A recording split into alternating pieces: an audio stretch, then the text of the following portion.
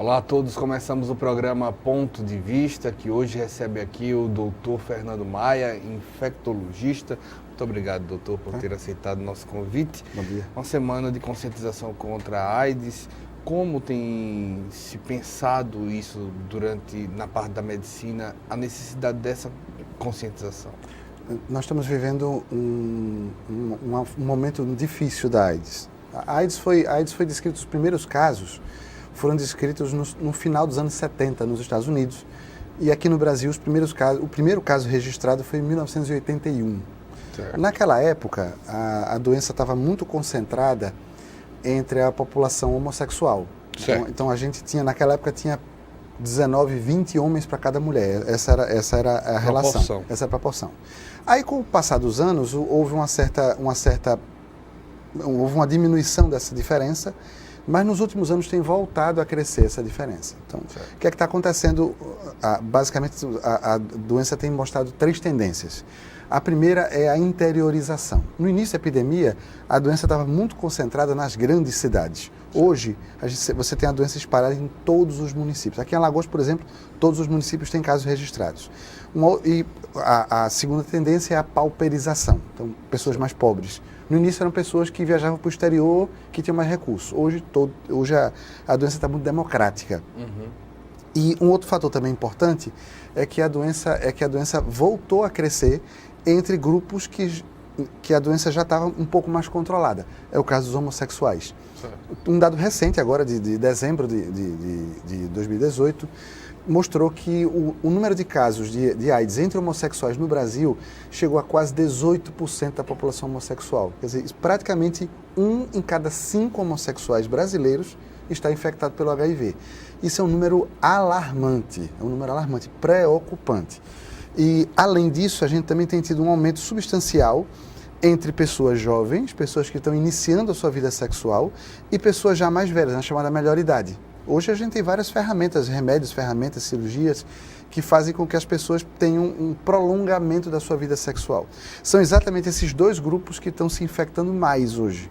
Então, pessoas que estão iniciando a sua vida sexual agora, estão um pouco mais que adolescentes, adultos jovens, que têm acesso à informação, que deveriam estar se protegendo um pouco mais e não estão.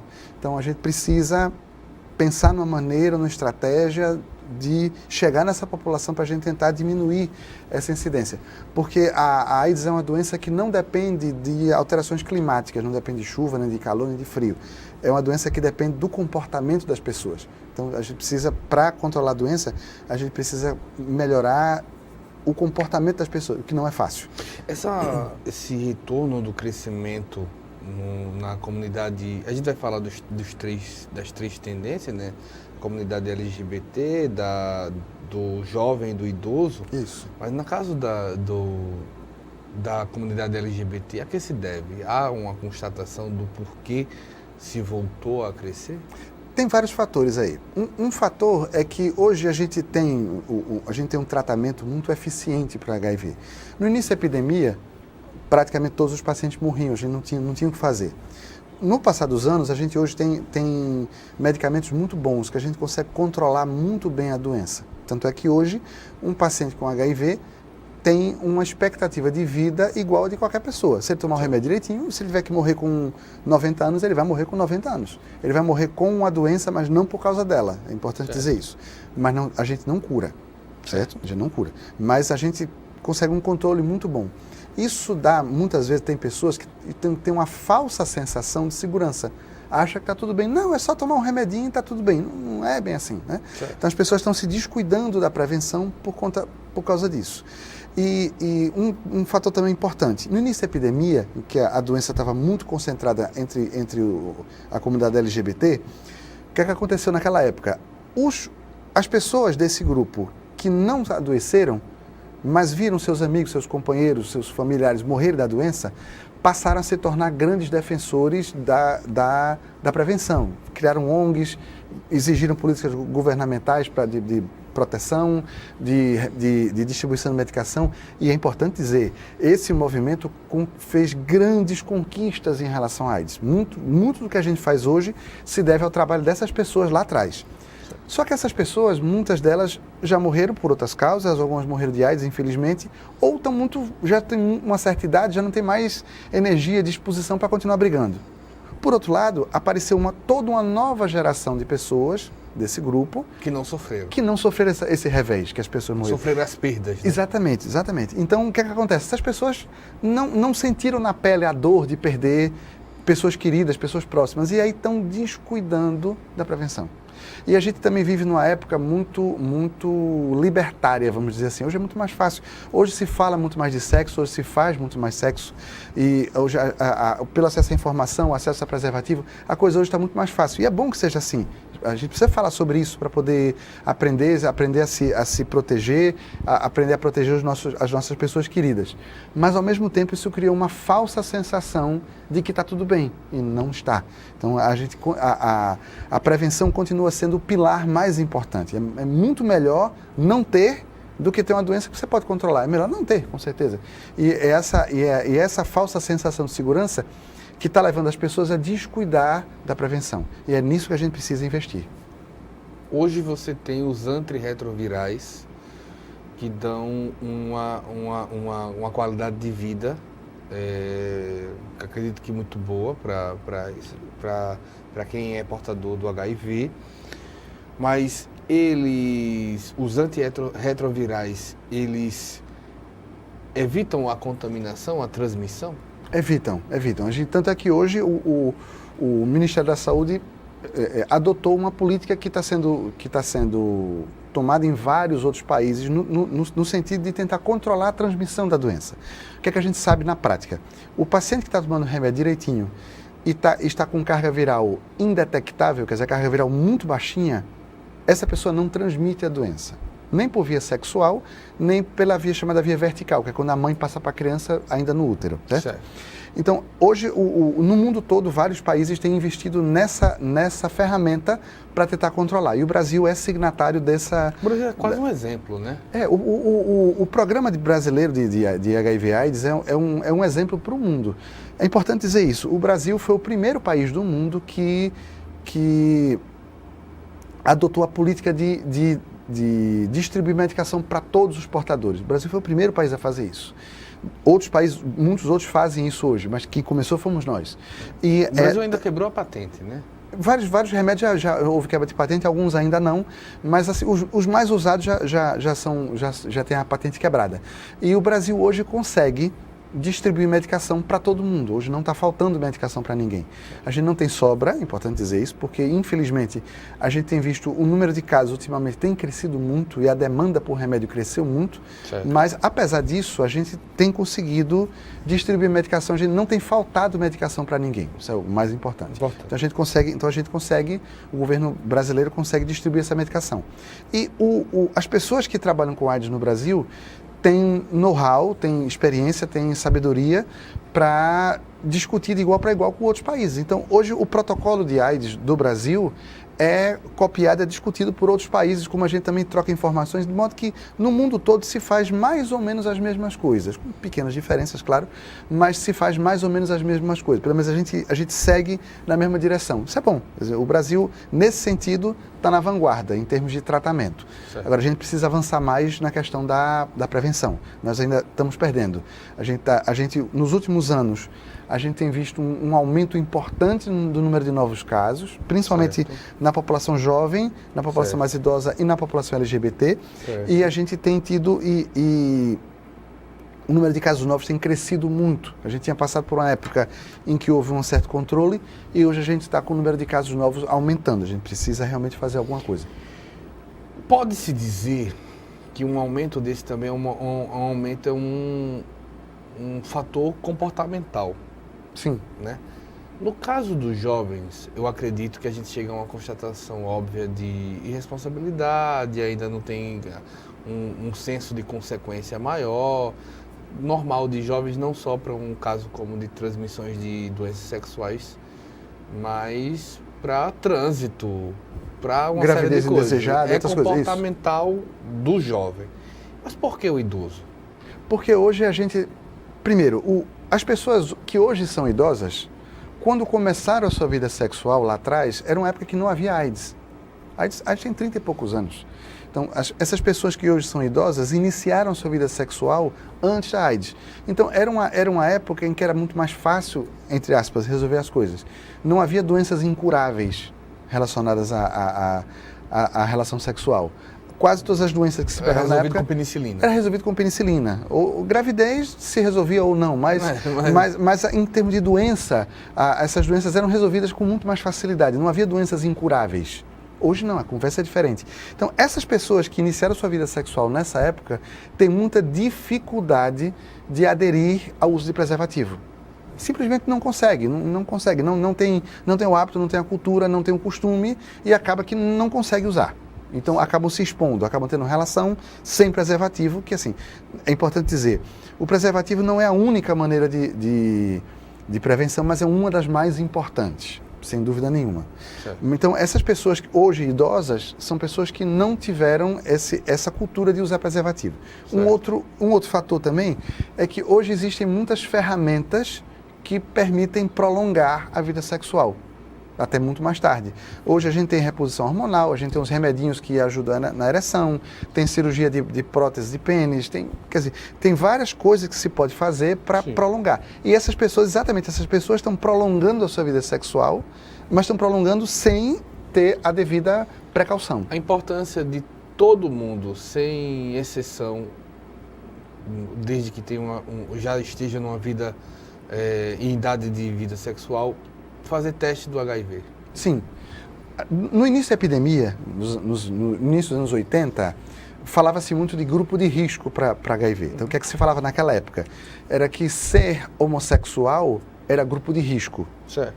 Porque a gente sabe, porque a prática sexual do homossexual é mais sujeita a ter transmissão de várias doenças. Pelas características. Pelas características da própria relação. Certo. Então, naquela época, ser homossexual era grupo de risco para HIV. Falava-se muito nisso. Hoje esse conceito caiu completamente. Hoje fala-se de comportamento de risco.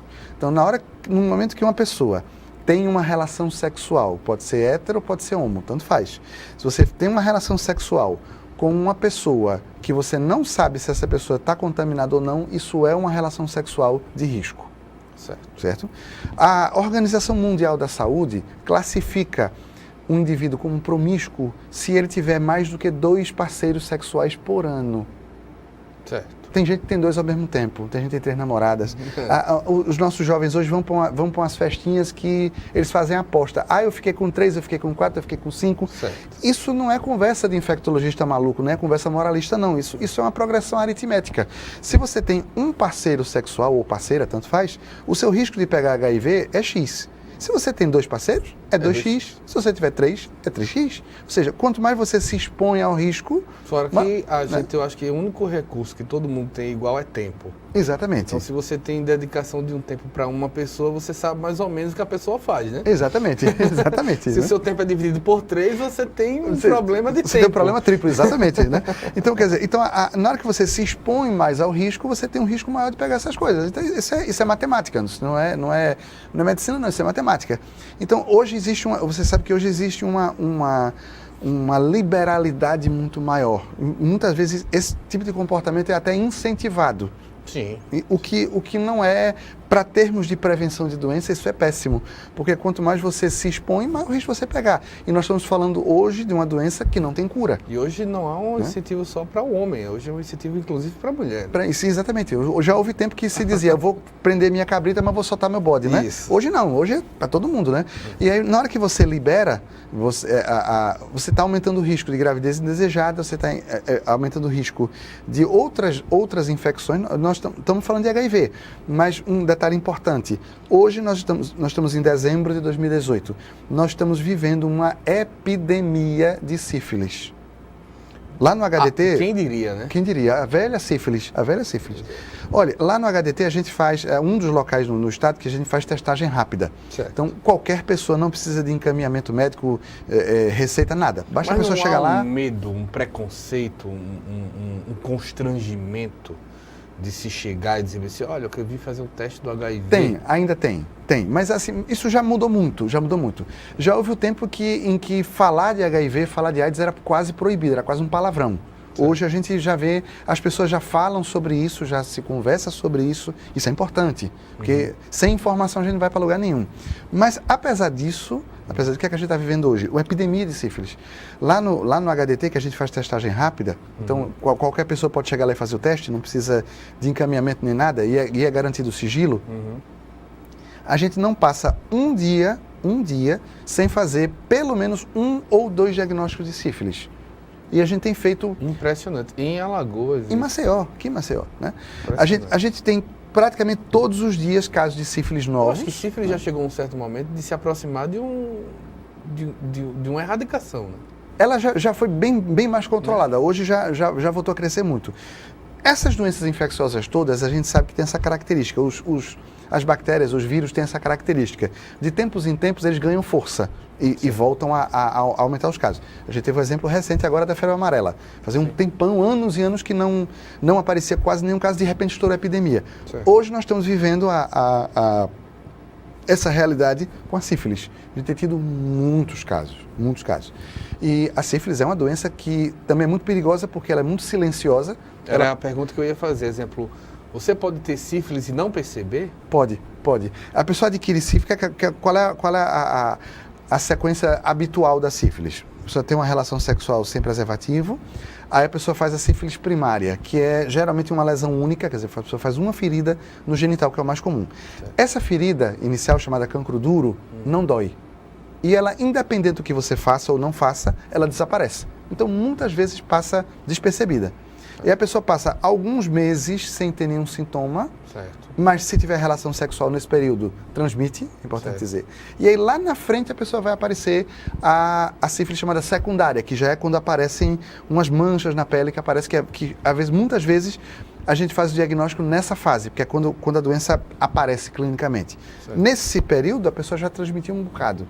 Né? Esse é o somente problema. Porque geralmente são pessoas mais ativas sexualmente. Sim. Então já transmitiu em bom volume. Do mesmo jeito que pegou, também transmite, né? Isso. E essa é uma doença extremamente grave. Se você não tratar, ela tem consequências muito graves. Ela pode causar alteração cardíaca importante, ela pode causar alteração do sistema nervoso central muito importante. Ela, se acometer uma mulher grávida, ela causa alterações importantes na criança, certo. Pode matar a criança, inclusive, tem casos muitos, infelizmente, de abortamento por causa de sífilis e da chamada natimortalidade, quer dizer, quando a criança nasce morta por causa de sífilis. Ou quando não nasce morta, nasce com várias alterações importantes, que às vezes até limitam a vida futura dessa criança. Então nós estamos falando de uma doença muito grave. No caso do sistema nervoso, pode até enlouquecer, não é isso? Pode. A gente vê naqueles filmes mais antigos, a gente mostra os hospícios cheios, muita gente. Muitas daquelas pessoas não tinham doença psiquiátrica, tinham sífilis. Sim. Mas que se manifesta como doença psiquiátrica. Hoje a gente sabe disso, naquela época não se conhecia. Um famoso jogador com sífilis, que foi Heleno, do Botafogo. É famoso isso. Que parou porque enlouqueceu. Porque enlouqueceu, e era por sífilis. Era por sífilis. A gente vai para um intervalo. Estou aqui com o Dr. Fernando Maia, infectologista. Na volta vamos falar sobre a chikungunya, sobre a dengue, algumas dessas doenças que podem aparecer no verão, não aumenta mais, né? De volta já.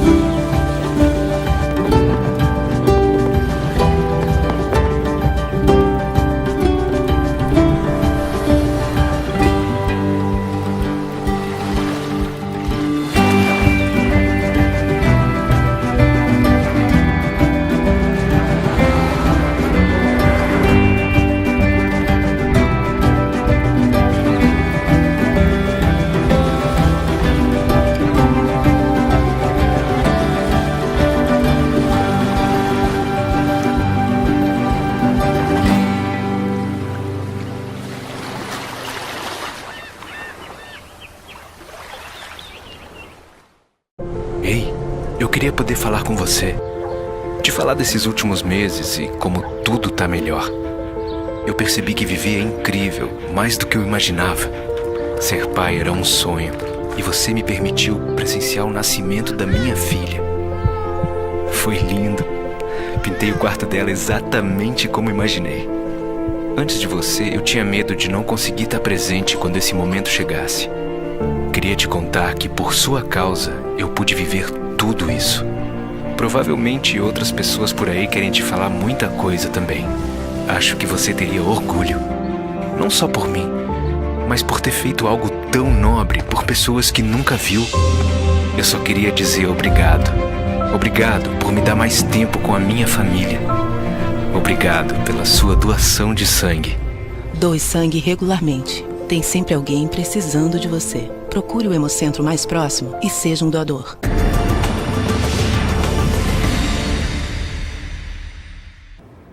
Voltamos com o programa Ponto de Vista. Estou aqui com o Dr. Fernando Maia, infectologista.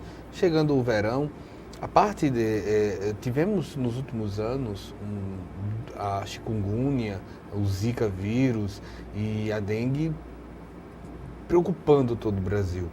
Qual o nível de preocupação hoje? Continua uma preocupação importante, porque assim, essas duas, o dengue já era doença conhecida já mais antiga. Sim. Tem 4 tipos? Isso? Tem 4 tipos, então a gente pode ter dengue 4 vezes. E esse é o principal fator de risco para você fazer forma de dengue grave, que se chamava dengue hemorrágico, é exatamente quando você faz uma nova infecção. Esse é o principal fator de risco. Então preocupa porque são 4 tipos diferentes. E é importante dizer que o dengue, apesar de ser a doença mais antiga, apesar da gente já conhecer ela, a gente continua tendo casos de dengue. E o dengue é uma doença que tem esse potencial de causar forma grave, inclusive de mortes. Importante dizer isso.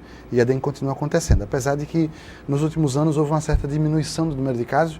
De 2016 para 2017 houve uma certa diminuição. Vamos ver esse ano como é que ela vai se comportar. Certo. Mas a gente continua tendo casos de dengue. Aí, as duas doenças que foram introduzidas depois disso. A primeira foi a chikungunya, certo. E depois o Zika vírus. Certo. A chikungunya é uma doença que tem mostrado um potencial também de fazer estrago muito grande. Ela pode causar morte, principalmente em paciente idoso. A gente tem visto alguns casos de mortes em idosos. Ela causa uma doença febril aguda que causa uma artrite incapacitante. Quem teve chikungunya sabe. E que demora para sair, né? Demora para sair. A dor articular é muito intensa. Eu atendi muita gente que chegou no meu consultório de cadeira de roda, que não conseguia nem ficar em pé, por causa de chikungunya. Então ela tem essa característica de dar dessa dor muito intensa nas articulações. Mas que mais ou menos a metade das pessoas que têm chikungunya se recupera em até 3 meses. Certo. E uma parte menor pode ficar com dor articular mais ou menos até 3 anos após o quadro inicial. Isso é o que tem aparecido em outros lugares. Isso se deve a quê, essa dor na articulação? O vírus se localiza na própria articulação, ele inflama a articulação. Quando ele passa essa parte viral aguda, né? sim, porque ele fica dentro da articulação. E, inclusive, um dado que é preocupante é porque a lesão de chikungunya na articulação é semelhante à lesão de uma doença já mais antiga, mais conhecida, que não é infecciosa, que é a artrite reumatoide. E que a característica da artrite reumatoide é causar erosão da articulação. Então, as pessoas devem ter visto já aquelas pessoas que têm os dedos duros, que às vezes têm um dedo deformado, que chama-se dedo em pescoço de cisne. Uhum. Isso é muito comum na artrite reumatoide e, infelizmente, é comum na chikungunya também. Mas passa? Às vezes não. Às vezes não. Depende da forma de lesão, ela pode não desaparecer. E ela pode fazer outros acometimentos. Eu já vi casos de chikungunya, de fazer lesão do coração, já vi fazer pessoas lesão ocular, ficar sem enxergar inclusive. Vi pessoas fazerem encefalite, que é a infecção do cérebro, por chikungunya, muito grave também, e outras alterações dessas. Certo. E das 3, a mais leve, entre aspas, é a Zika. A Zika, numa pessoa adulta, ela não costuma fazer muito estrago, não. Faz febre baixa, faz um vermelhão no corpo, muita coceira, mas que geralmente passa rápido, não costuma evoluir. Sim. Agora, quando o vírus Zika atinge uma mulher grávida, aí a conversa é totalmente diferente. Por quê? Porque esse vírus tem a capacidade de atravessar a placenta e causar infecção na criança em formação. E hoje a gente sabe que o Zika tem uma predileção pelo sistema nervoso central da criança. Então, por isso é que a manifestação mais conhecida da Zika é a chamada microcefalia, que é quando a criança nasce com o tamanho da cabeça menor do que o esperado para aquela idade. Certo. E com todas as consequências disso. Retardo mental, a alteração no desenvolvimento motor da criança, a alteração no desenvolvimento psicológico, de inteligência. Então, hoje a gente tem... Ótico também, né? Ótico também, tem muitas crianças com alteração ocular por causa disso. Então, hoje a gente tem infelizmente, um monte de crianças que foram atingidas ainda na vida intrauterina. Uma geração. Uma geração em Pernambuco, uma geração inteira. Aqui em Alagoas tem muitos casos, infelizmente. E são crianças que a gente está acompanhando, a gente não sabe o que é que vai acontecer lá na frente. Mas o prognóstico não é bom, infelizmente, para essas crianças. Me parece que as lesões que o Zika produz nessas crianças são lesões de caráter permanente. E que são crianças que vão passar a vida inteira, a gente não sabe quanto tempo vai durar essa vida, e geralmente essas crianças têm tendência de morrer mais cedo, porque tem várias outras alterações, outras complicações, acabam morrendo cedo, infelizmente, e são crianças que vão ser eternamente dependentes dos pais ou dos cuidadores, do amparo social do Estado, porque são crianças que não vão poder estudar, não vão poder trabalhar. Então é uma situação muito grave por causa do mosquito. Isso é muito triste, né? É muito triste. E muitas vezes por uma questão de falta de cuidado com o seu ambiente, né? Sim. O vírus ele é transmitido pelo mosquito. No caso do dengue e da chikungunya, sim. No caso da Zika, além do mosquito, também tem transmissão sexual. Mas se uma primeira não for picada pelo mosquito, você não tem os outros casos. Certo. Então, se antes a gente tinha um bom motivo para combater o mosquito, que era a dengue, hoje a gente tem 3 bons motivos. A gente tem dengue, tem Zika e tem chikungunya. Então a gente precisa cuidar da nossa casa, precisa cuidar da nossa vizinhança, precisa cuidar da nossa comunidade. E você ainda encontra muitas casas fechadas, com piscinas, com ralos, com tudo muito exposto, né? Exatamente. E o prejuízo é um prejuízo social gigante, enorme. Gigante. E para eu descobrir o que é que eu tenho, se é chikungunya, se é dengue, se é zika, eu faço o quê? Existem exames específicos para determinar qual das 3. A gente consegue fazer um diagnóstico sindrômico, quer dizer, um diagnóstico inicial. Baseado nos exames iniciais, a gente consegue ter uma ideia. Mas quem define o diagnóstico é um exame chamado sorologia. E onde é feito? Esse exame pode ser feito na rede privada, todos os laboratórios fazem, ou no setor público, quem faz esse exame é o LACEN. Onde é o LACEN? É o laboratório central, que fica ali na Jatiuca. Agora, isso, em princípio, para você saber o que é que você tem ou o que você teve, você deve procurar atendimento médico, o médico vai conversar com você e vai pedir os exames específicos, vai pedir essa sorologia para poder determinar qual é a doença que você tem. É importante saber, porque a gente pode então fazer uma previsão sobre as consequências futuras que podem aparecer por conta dessa infecção. Então é importante procurar saber, é importante fazer o diagnóstico. Uma outra situação é que, exemplo, me surpreende bastante, doutor, mas não só no Brasil, mas como no mundo, começou-se uma campanha nas últimas décadas, na última década principalmente, contra a vacina. E isso já produz resultados, inclusive, no sarampo, não é isso? Sim, exatamente. Eu costumo dizer para os meus alunos, a gente muitas vezes diz assim, os venezuelanos estão trazendo o sarampo para cá. Não, a culpa é nossa. Porque a gente não está vacinando as crianças. Se a população de Roraima, do Amazonas, que foi por onde a doença entrou, e depois, a partir de lá, já se espalhou para muitos lugares do Brasil. Se as pessoas dessa comunidade estivessem vacinadas, o sarampo não teria passado dali. Certo? O erro dos venezuelanos foi ter escolhido mal os seus governantes. Esse é o problema que eles vão ter que resolver. Mas o nosso problema é que nós não estamos vacinando. Um outro exemplo recente agora é a febre amarela. Estourou, a atual epidemia estourou num lugar onde ela estava silenciosa há muitos anos. Minas Gerais, São Paulo, aquele pedaço ali do Brasil. Que fez um estrago tão grande, porque é a parte do país mais populosa.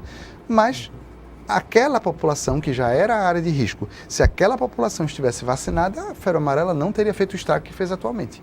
Que a gente está vendo, infelizmente.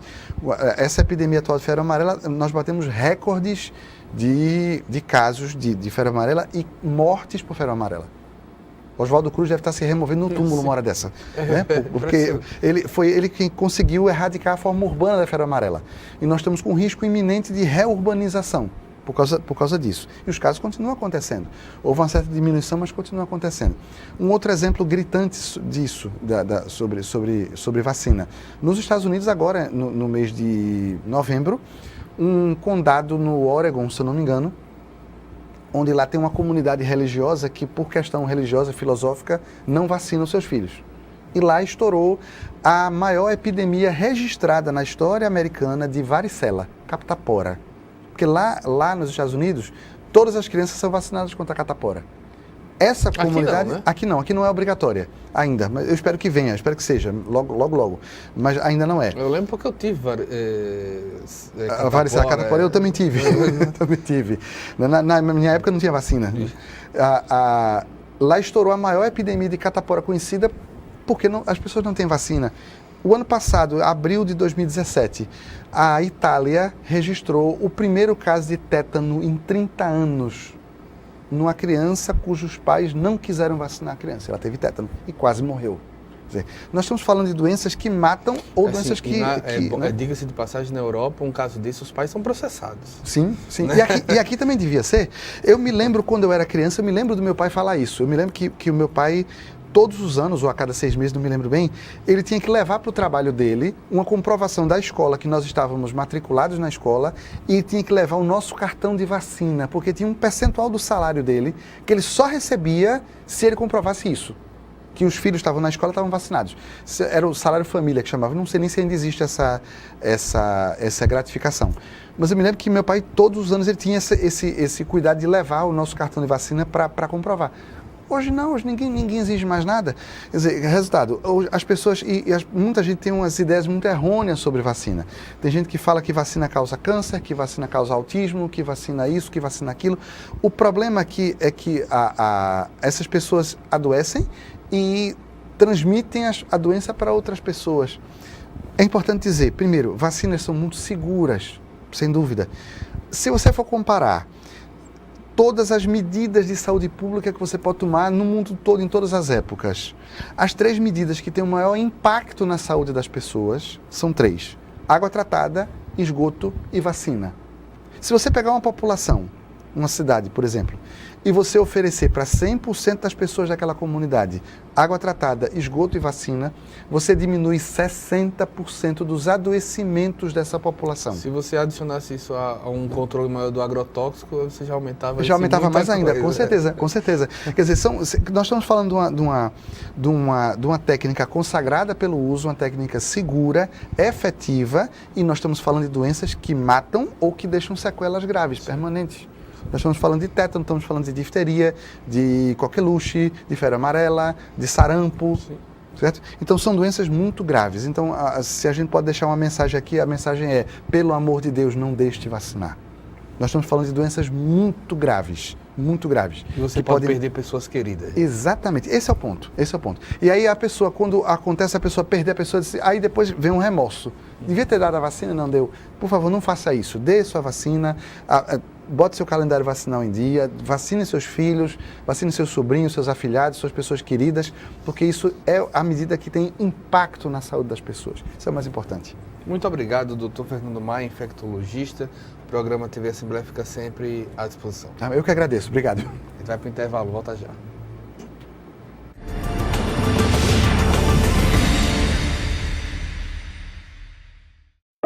Toda foto ele tá sorrindo. Ele é muito carinhoso, ele é tudo pra mim. Eu não me imagino viver sem ele. Era o caçula, tinha pouco tempo que tinha parado de mamar, então aquilo tudo parecia que era mentira, né? Uma criança daquele tamanho ia ter um câncer. O grande problema do câncer infantil é porque a grande maioria dos sintomas são muito parecidos com sintomas de doenças normais da infância. Existe, criança pode ter câncer, mas hoje não é mais uma doença fatal, é uma doença tratável. O diagnóstico foi rápido, a equipe médica deu todo o apoio e hoje a gente pode comemorar a vitória. Eu estou muito feliz pelo progresso dele, por tudo que ele anda agora fazendo e antes ele não podia fazer. Então agora ele está caminhando a cura dele. Falta pouco, É um amor, é uma vitória para mim e para ele.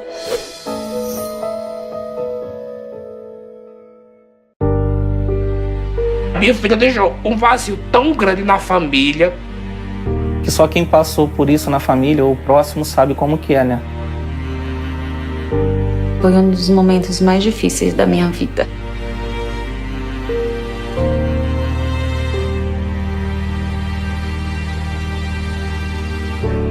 Minha filha não era doente, muito saudável, nunca foi doente. E pelo mosquito, minha filha se foi. Ele não conseguia mais trabalhar por causa das dores e em cima da cama. A renda que sustentava a casa dele com a minha mãe, essa renda parou, né? Mas assim, ela ainda não anda, ela não senta, ela não fala. Eu, graças a Deus, ainda tenho a minha filha comigo. O perigo é para todos, o combate também. Faça a sua parte. Com ações simples, podemos combater o mosquito. Ministério da Saúde, Governo Federal.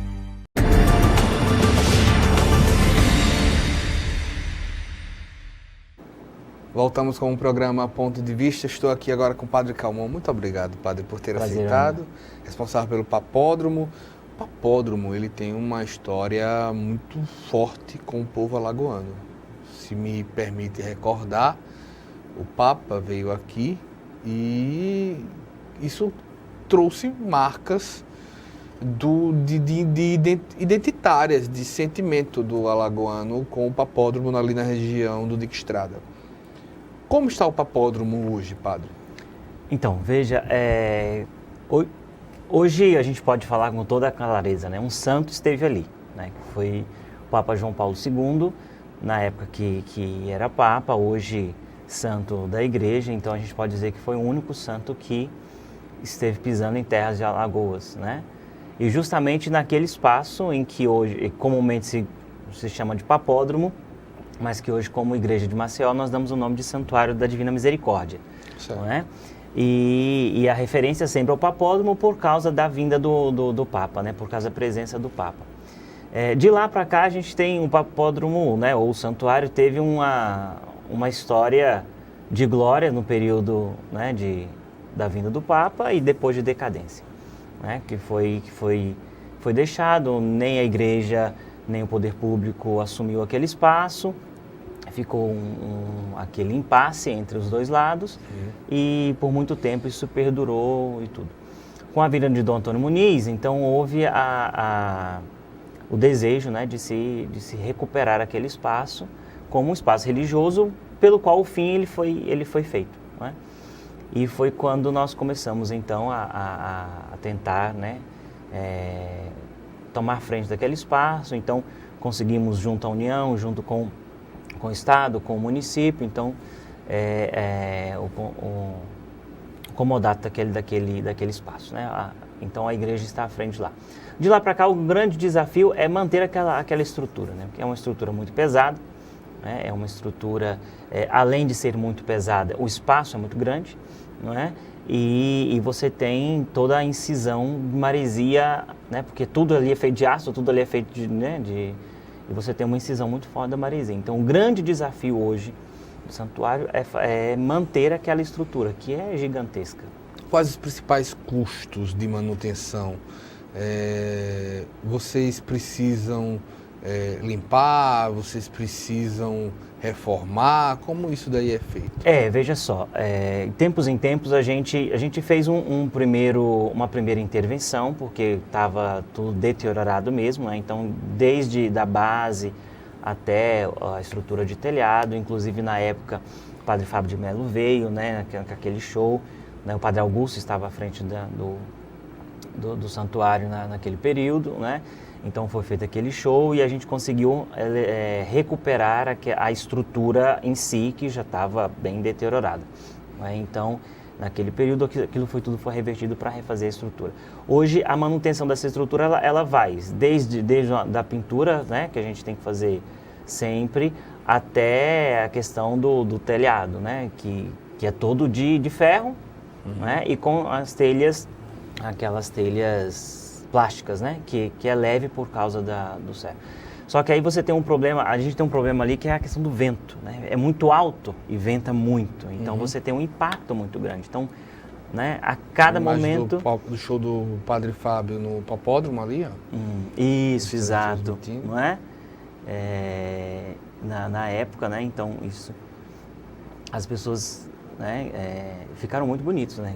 Graças a Deus a gente conseguiu, né? Lógico, a gente foi fazendo tudo antes do show, né, para depois começar a pagar as coisas todas, né? Então, mas foi realmente isso, né? E aí a gente está mantendo. Então você tem desde a pintura, desde a manutenção, as telhas constantemente, a gente tem que estar mexendo esses dias mesmo. Quando o vento leva tudo, aí a gente vai, refaz, né? Coloca, recoloca. Então essas manutenções que são diárias. Fora disso, a gente está fazendo um muro, né? Conseguimos, graças a Deus, uma doação. Tudo no papódromo, tudo no santuário funciona como doação. Certo. Né? Nós não temos nenhum patrocinador que fala assim, olha, eu vou lá e quero, né? Eu até gostaria de ter, né? Até gostaria de ter, né? Assim, os empresários da nossa cidade, né? Que falassem, olha, um empresário católico, não, eu quero ajudar, né? Eu quero... Nós temos muitas promessas, né? Muitas pessoas que realmente queiram. Mas o povo de Deus é o que, em base, sustenta aquela obra toda. Então tem um muro que a gente começou, mas não concluiu, né? Então... e você tem uma série dessas coisas que precisa. Agora, na parte de dentro, né, do espaço, nós reorganizamos toda a parte de dentro, porque o projeto nós temos um projeto permanente com 45 crianças ali da Lagoa, né? Então, esse projeto é de alfabetização, né, de reforço escolar, né, e também de catequese na parte religiosa, né, e também de música. Então temos Como é que funciona esse projeto? É tudo voluntário, são todas pessoas voluntárias, né? Então o projeto funciona aos sábados. Quarta-feira nós temos sempre a missa para a comunidade, né? Então todas as quartas-feiras às 15 para as 8, né? Às 19h45 a gente tem a Santa Missa lá mesmo no espaço. Fizemos uma capela dentro, né, do espaço do santuário, né? Então assim, e o projeto funciona aos sábados. Então geralmente às quartas-feiras a gente sempre está junto com as mães, os pais das crianças, né? E o pessoal da comunidade, que é aberto para qualquer pessoa. E também aos sábados nós temos então uma professora de música que dá aula de violão para as crianças, não é? Voluntária, né? Nos ajuda sempre. Nós temos também alguns médicos que estão sempre presentes conosco, então a cada 15 dias nós temos uma médica que vai, né? Dentistas, né? que auxiliam também nas crianças quando nós pedimos, quando necessários, né? E também oftalmos, né? que se colocam à disposição, aí não vão lá por causa do laboratório, então a gente pega as crianças e leva para os consultórios. Então nós temos essa rede de parceiros que nos ajudam, né? A gente tem imagens também da visita de Nossa Senhora Aparecida, veio de São Paulo, né? Isso. A gente pode mostrar? Foi uma na época da imagem, né? Peregrina, que estava passando, né?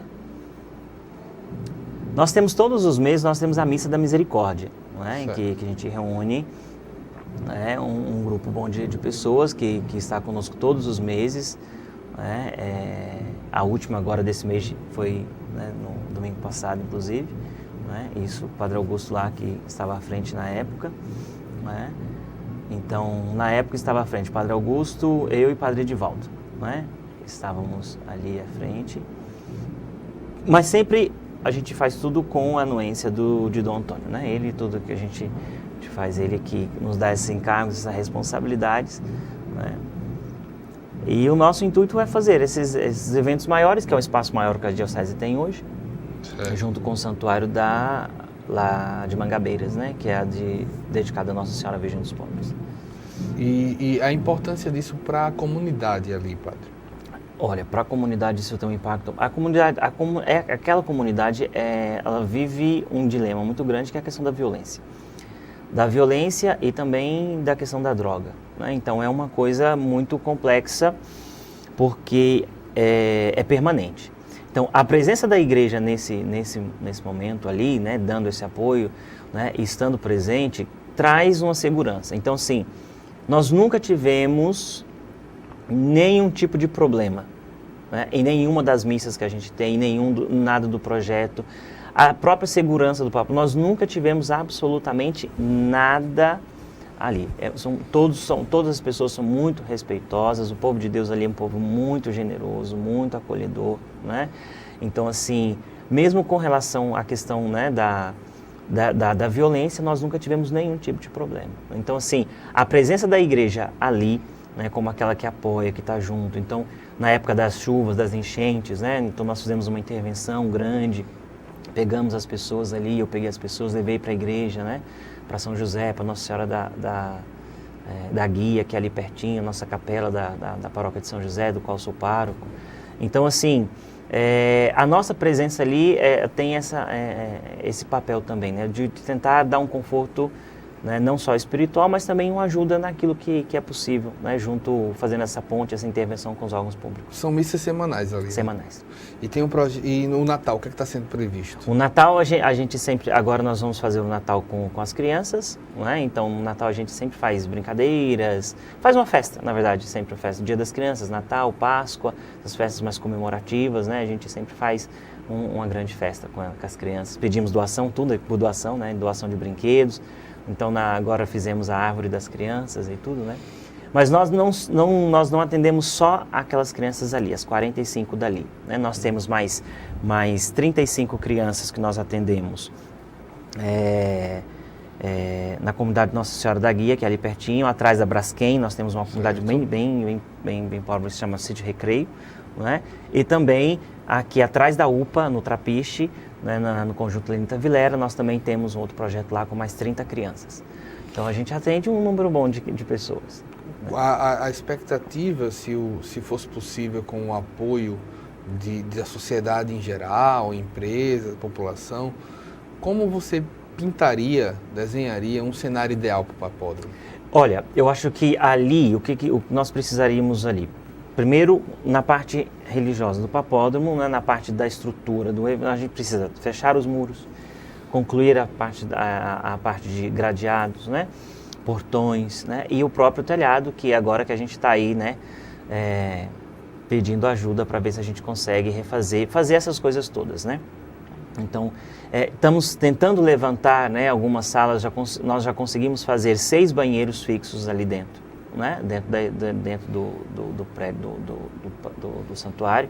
E agora precisamos fazer as salas, né, mais 3 salas, que é para atender melhor esses projetos, principalmente os médicos que nos ajudam ali, que nos auxiliam, né, que precisam um pouco mais de privacidade, até para a gente poder atender não só as crianças na parte de pediatria, mas também tentar dar um apoio para as gestantes e as mulheres ali, né, de modo especial.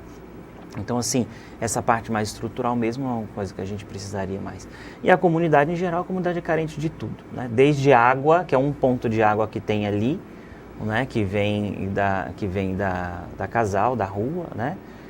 É um ponto de água para aquela comunidade toda, né? Até tudo, mas não tem absolutamente nada.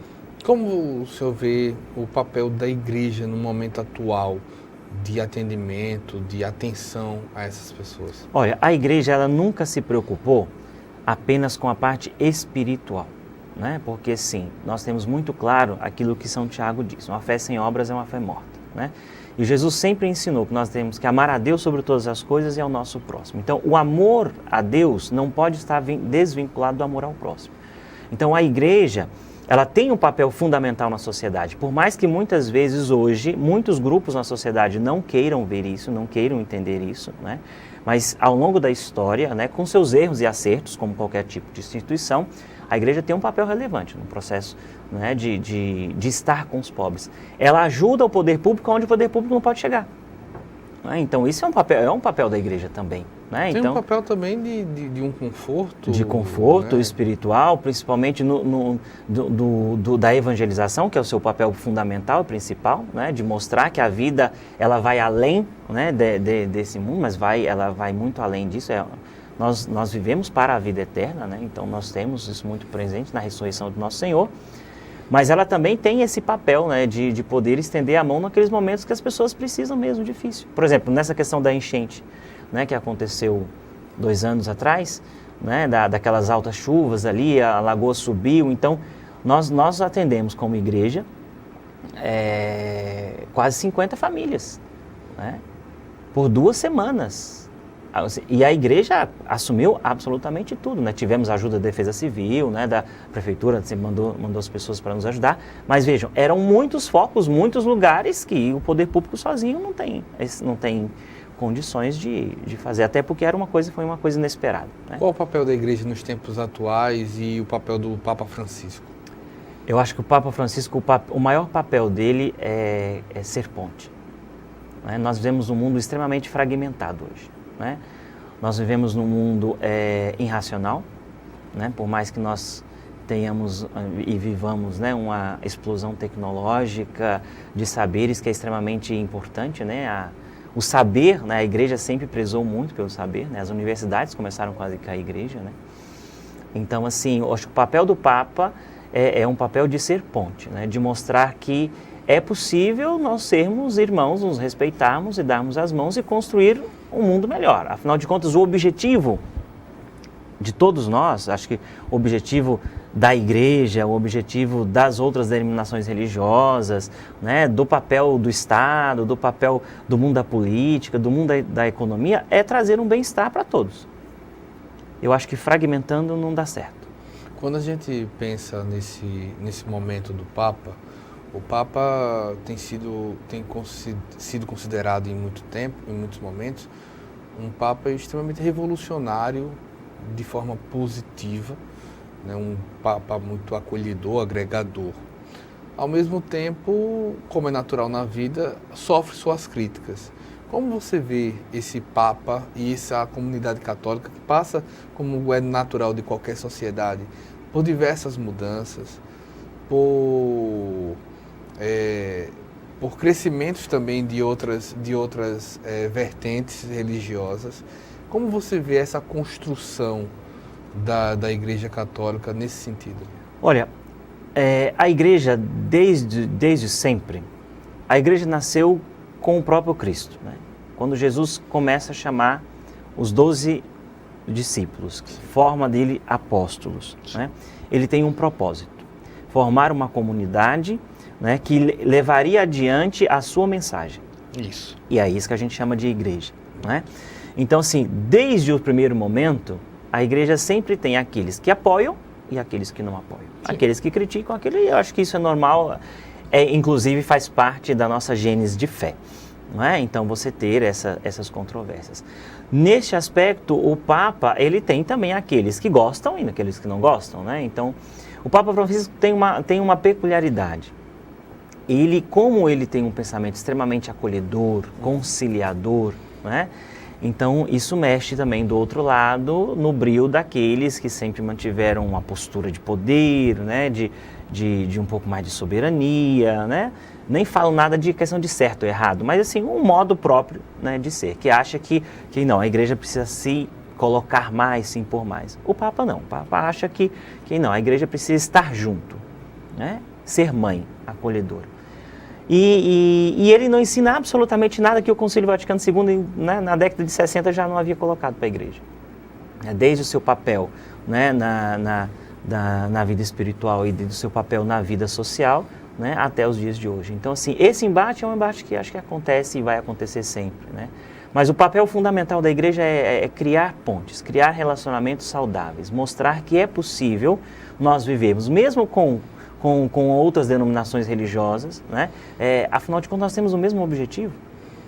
Né? Então, assim, não existe o porquê agressões, né? Mutilações, coisas assim que dê um contra-testemunho daquilo que de fato nós deveríamos dar como testemunho. O Papa, de uma certa maneira, usa as redes sociais, você também usa as redes sociais. Muito. Como você vê essa relação da igreja com as redes sociais? Olha, eu acho que é extremamente comum hoje. Não se pode pensar a sociedade de hoje sem o mundo da tecnologia. Eu acho que isso é inegável. Lógico, acho que tudo na vida precisa ter uma ponderação. Né? Então, sendo um ponto de vista, nós temos um mundo altamente tecnológico, super desenvolvido, por outro, nós temos uma sociedade que ela é desinformada. Né? Desinformada no sentido de formação. Não é? Nós temos muita informação, mas pouca formação. né? Formação moral, formação estrutural, haja vista aí nosso mundo educacional, como é que se encontra. Então, assim, as redes sociais têm um papel fundamental. Eu acho que nessa abertura, nesse diálogo, lógico, também tem os seus contrapontos, né? Eu não acredito que não é um papel, não é uma dificuldade da rede, não é? Mas de quem está por trás dela. Né? Então, é uma coisa nossa. Então, se tem as fake news de hoje, não é culpa das redes sociais. Claro. Não é? É culpa de quem está por trás. Eu sempre digo que as fake news elas já existiam, mas elas existiam... Desde o tempo de Adão e Eva. Não é verdade? É isso, desde o tempo de Adão e Eva. Hoje ela propaga mais. Exatamente. Quando a serpente foi lá e falou em Eva, já deu uma fake news ali, né? já contou uma mentira ali, né? De uma maneira bem bonitinha. Então como é que é isso? Eu acho que a gente tem que cuidar. Desde que o ser humano é ser humano, sempre tem o contraditório. Isso é debatido, exemplo, até um assunto como não propagar mentiras é debatido dentro da igreja? Muito, muito. Né? A verdade acima de tudo, né? A mentira sempre acarreta em situações negativas. Não tem como ter uma mentira que leva ao positivo. Não tem a mentira saudável. Não existe uma mentira saudável. Né? Existe a mentira desagradável, né? Saudável não, desagradável, eu contei alguma coisa ali, eu tive que fugir daquela situação, mas não deixa de ser uma mentira. Né? Então, para evitar muitas vezes até algum problema maior e tudo, né? As pessoas falam assim, padre, eu tive que mentir porque eu não podia receber aquela pessoa, alguma coisinha assim pequena. Mas mentira é mentira. Eu acho que às vezes a verdade bem posta, bem colocada, de uma maneira tranquila e caridosa, eu acho que vale muito melhor. No momento de Brasil se discutiu muito que o Brasil está num momento de ódio. Na verdade, o mundo está num momento de ódio muito grande. E isso é ampliado com as redes sociais. Vocês também têm debatido esse momento de ódio, de acalmar os ânimos, de acalmar a alma? Debatemos muito dentro da igreja. Inclusive, do Antônio agora, nesse semestre que termina, mas no início do semestre, nós tivemos... na reunião do clero, no nosso setor, nós tivemos uma semana de discussões também sobre esse caráter das redes sociais e as propagações de mentira e a necessidade de se mostrar a verdade. Então, o Dom Antônio se preocupa muito com isso. Né? Então, uma coisa que nós debatemos muito dentro da igreja, ensinamos, até porque faz parte daquilo que é verdade de fé nossa. Não é? Mas por que você acha que tem tanto ódio hoje? Eu acho que as pessoas são intolerantes. A intolerância,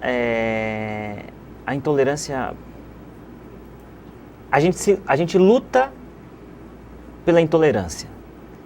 E nessa luta, às vezes, também, nós somos extremamente intolerantes, né? Sejam de quais partes virem, né? Então, sim, nós lutamos por ideais que são verdadeiros, e eu acho que nós devemos fazer isso mesmo. Se acreditamos numa causa, devemos lutar por elas, mas muitas vezes nós não conseguimos ouvir o outro.